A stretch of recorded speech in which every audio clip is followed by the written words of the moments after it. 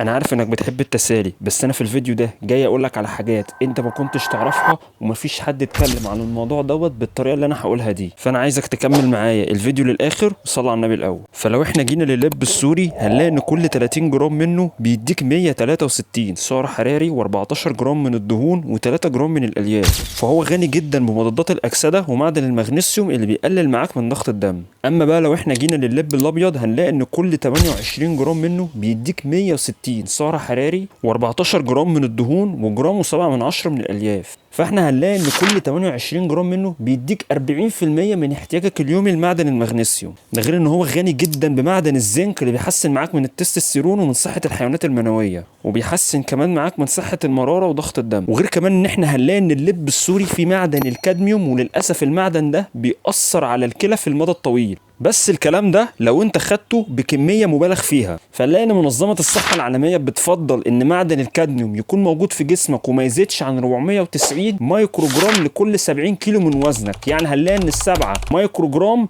لكل كيلو بس على مدار الاسبوع. فمن هنا اقدر اقول لك لو انت عاوز تحسن من التستوستيرون ومن صحه الحيوانات المنويه هنلاقي ان اللب الابيض بيتفوق على اللب السوري. من هنا اقدر اقول لك انك عادي تقدر تدخل اللب السوري في الدايت، بس حاول تخلي كميته يوميا من 30 جرام لحد 50 بحد اقصى. ودي كانت الحلقه ال 56 في سلسله الاحسن. لو عجبك الفيديو اعمل سيف وتابعني عشان يوصلك كل جديد.